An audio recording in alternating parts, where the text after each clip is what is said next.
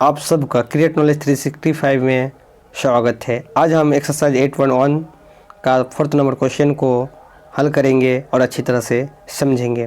तो शुरू करते हैं। 4th नंबर क्वेश्चन क्या है और इसको किस तरह से हल किया जा सकता है। तो 4th नंबर क्वेश्चन है, यदि 15 कोट a बराबर 8 हो तो साइन a और सेक a का मान ज्ञात कीजिए। ज्ञात करना मतलब निकालना होता है, मालूम करना होता है। तो इसको समझ लेते हैं। क्वेश्चन क्या कह रहा है, 15 कोट a बराबर 8, यानी एक कंडीशन दे के रखा है। कंडीशन क्या है कि यदि इस तरह हो तो साइन a और सेक a क्या होगा। तो कंडीशन क्या है, 15 कोट a बराबर 8, 15 गुना कोट a बराबर 8, इस तरह भी कह सकते हैं। क्या 15 गुना कोट a बराबर a, तो साइन a और सेक a क्या होता है। तो अब हल करते हैं। सॉल्व करना मतलब हल करना। दिया हुआ है, कहाँ दिया हुआ है, क्वेश्चन में दिया हुआ है 15 कोट a बराबर 8। तो इसको 15 कोट a बराबर 8 इस तरह है, तो इसको समझ में नहीं आ रहा क्या इसका मतलब क्या है। तो इसको हम सरल करते हैं समझने के लिए। तो ये क्या है, एक समीकरण है। 15 कोट a बराबर 8 क्या है, एक गणित का समीकरण है। तो गणित के समीकरण के नियम से इसको हम हल करेंगे, यानी सरल करेंगे। तो 15 गुना कोट a बराबर 8, तो कोट a बराबर क्या हो जाएगा, 8/15, यानी 15 इधर बटे में आ जाता है। क्यों आता बटे में, क्योंकि गुना में है। 15 गुना कोट a, तो जब गुना में रहे कोई और दाएं से बाएं या बाएं से दाएं रहे तो बटे में हो जाता है। तो वही हुआ है 8/15। तो अब क्या है, कोट a है, क्या है, कोट a बराबर 8/15। तो कोट a को हम क्या आधार बट्टे लंब लिख सकते हैं, बिल्कुल लिख सकते हैं। क्योंकि कोट a का फॉर्मूला होता है क्या, कोट a का फॉर्मूला होता है लंब, ये सॉरी b/p होता है, b/p होता है। तो b/p क्या हो जाएगा, 8/15। ये कैसे हुआ, आधार बट्टे लंब कैसे हुआ, ये सूत्र है, बेसिक सूत्र है। यानी त्रिकोणमिति शुरू करते हैं यहीं से शुरू होता है। तो b/p है, इसी से हम b की लंबाई और p की लंबाई निकाल सकते हैं। यानी कि b क्या होता है, एक भुजा होता है, p क्या होता है, एक भुजा होता है। नहीं, भुजा की लंबाई यहाँ से निकाला जा सकता है। तो वही कि आधार बराबर 8, लंब बराबर 15, और कर्ण क्या होगा वो नहीं जानते हैं। तो 8 और 15 यानी कि आधार और लंब की मदद से एक त्रिभुज बनाते हैं। त्रिभुज जैसे बनाए हैं, ABC एक त्रिभुज बनाए हैं और उसका नाम भी इस तरह रखे हैं कि ये क्या हो जाए, एक न्यून कोण हो जाए। क्या हो जाए, ये एक न्यून कोण यहाँ, क्योंकि ये यहाँ क्या है, एक न्यून कोण है। जैसे यहाँ पे ये लिख सकते हैं, लिख तो सकते हैं, लेकिन क्या है, ये 90 डिग्री का है, तो ये गलत हो जाता है। तो इस तरह नाम लिखे हैं कि कोण ये क्या हो जाए, एक न्यून कोण हो जाए, इसलिए ABC नाम दिया है।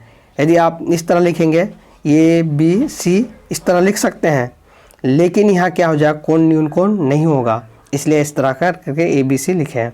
ये तो समझ गए होंगे। तो अब समझना है कि कौन सा आधार होगा, यानी कौन सा भुजा 8 सेंटीमीटर का होगा, कौन सा भुजा 15 सेंटीमीटर का होगा। तो ये अब समझना है, तो समझ लेते हैं। हमें कौन सा भुजा दिया है, एक कौन सा कोण है, कोण A दे के रखा है, कोण A दे के रखा है। तो लंब क्या हो जाएगा, ये वाला उसके सामने वाला भुजा क्या हो जाएगा, लंब हो जाएगा। लंब मतलब P बराबर 15 सेंटीमीटर हो गया।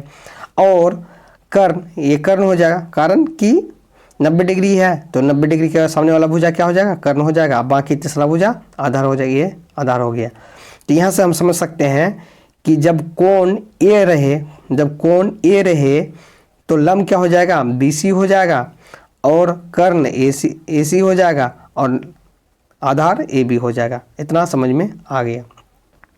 इतना समझ में आ गया तो अब क्या करेंगे, इसको और अच्छी तरह से लिखेंगे। तो आधार बराबर 8 हो गया, और लंब बराबर क्या हो जाएगा, 15 हो गया, और AC यानी कर्ण क्या होगा, उसको निकालना होगा।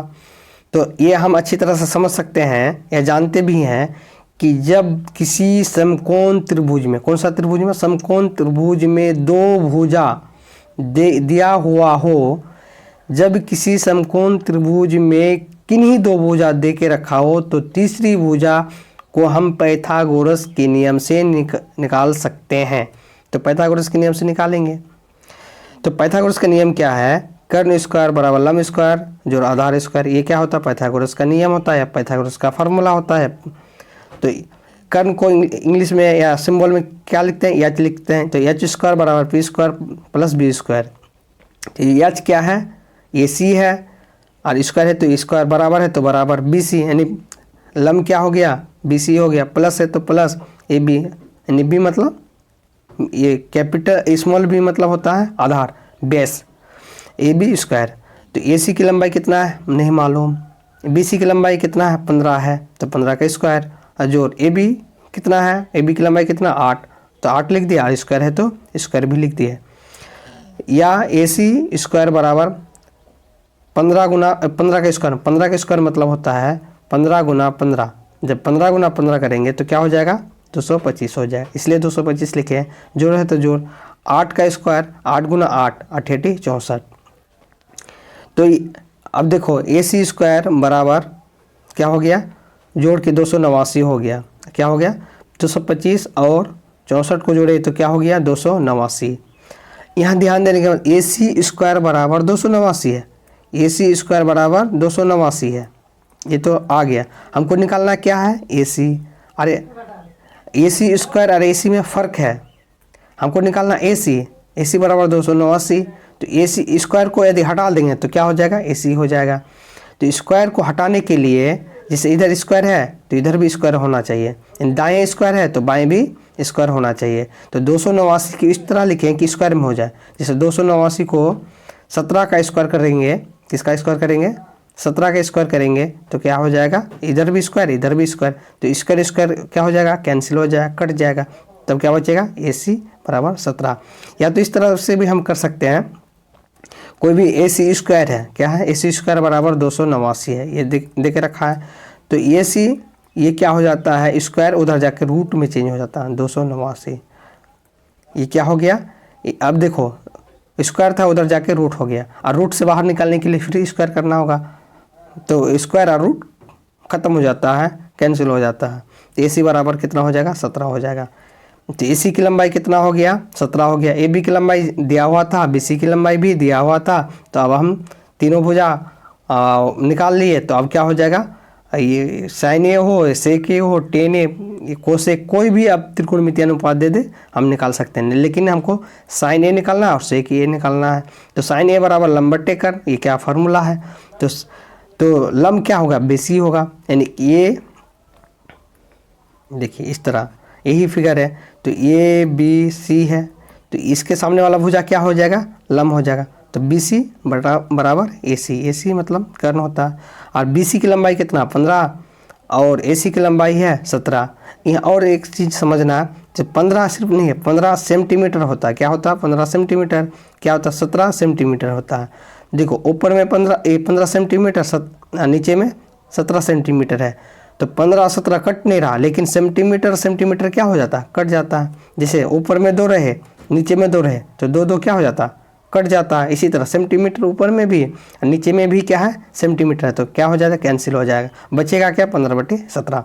इसी तरह से सेक ए बराबर कर्ण बट्टे आधार, ये क्या होता फार्मूला होता है किसका कर्ण का, सेक का, सेक ए बराबर कर्ण बट्टे आधार होता। तो कर्ण क्या है ए सी है और आधार क्या है ए बी है, यानी ए सी की लंबाई और ए बी की लंबाई को क्या कहते हैं सेक ए कहते हैं। तो ए सी की लंबाई कितना 17 और ए बी 17 सेंटीमीटर है, और ए बी की लंबाई कितना है 8 सेंटीमीटर है।